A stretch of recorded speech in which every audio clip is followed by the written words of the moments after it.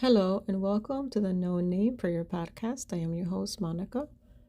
We are going to continue with the Heavy Hearts and Holy Hope Devotional Series. Today is day 8. We're walking with the Canaanite woman. Bold faith and desperation. We're going to read Matthew 15, verse 28 says, O woman, great is your faith. Let it be done for you as you desire. O woman, great is your faith.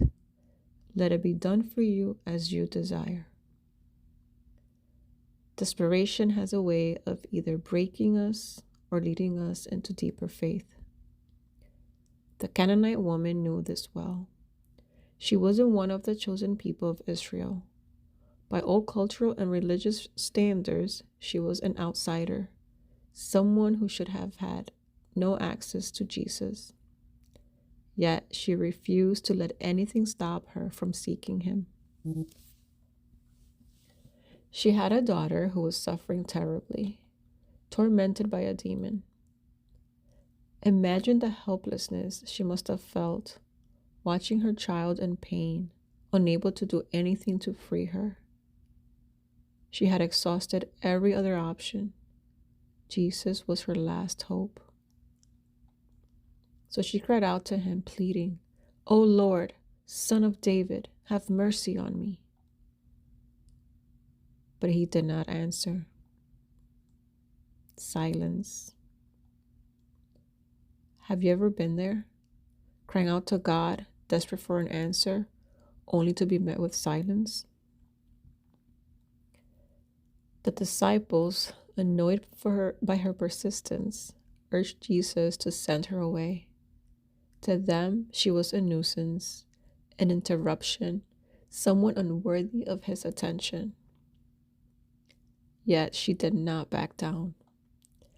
Then Jesus spoke, saying, "I was sent only to the lost sheep of the house of Israel." It was a reminder that she was not part of the chosen people, that the promise was not for her. It would have been easy for her to turn away, to feel like an outsider once again, rejected and unseen. But she refused to give up. Instead, she fell at his feet and begged him again, "Lord, help me." And then came the words that might seem harsh to our ears. "It is not right to take the children's bread and toss it to the dogs." But even then, she did not take offense. She did not walk away. Instead, she responded with faith and humility. "Yes, Lord. Yet even the dogs eat the crumbs that fall from their master's table." What an incredible response. She wasn't asking for a seat at the table. She simply believed that even the smallest portion of God's grace was enough. And that is when Jesus turned to her and declared, "O woman, great is your faith. Let it be done for you as you desire." At that moment, her daughter was healed. That's bold faith. The Canaanite woman's story is often told as an example of persistence in prayer, and it is. But persistence is not about convincing God to do what we want. It is about trusting Him enough to keep asking while surrendering to His perfect will. Faith is not about demanding a specific outcome. It is about believing that God hears us and that whatever He chooses to do is good, even if it's not what we expect. God did answer the Canaanite woman's prayer, but sometimes His answer is different than we hope for. Sometimes instead of healing, He offers peace. Instead of removing the storm, He strengthens us to endure it. Instead of opening a door, He redirects us something greater. True faith is not just bold, it is humble.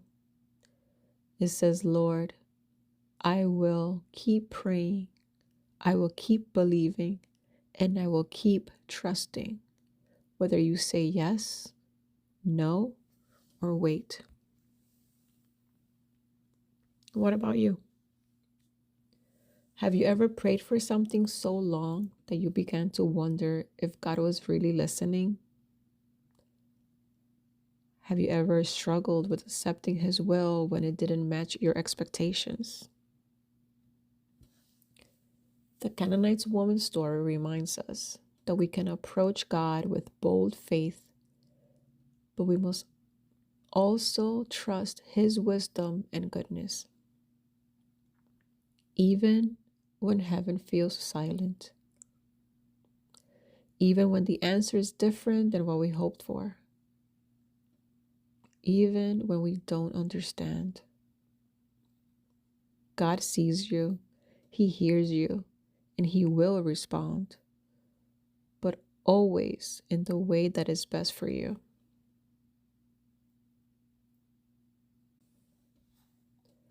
Are there prayers in your life that you're still waiting for an answer to? How can you continue to trust God even when the answer is not what you expected?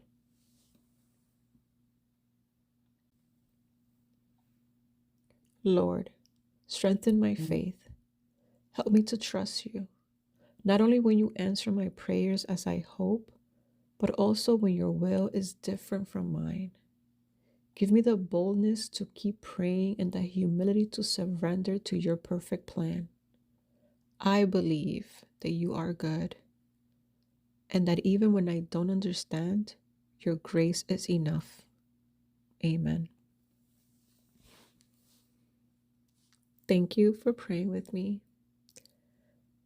Thank you for walking with me as I put together this devotional. I ask you to please share with a friend, leave me some feedback, and pray for me, that I will pray for you.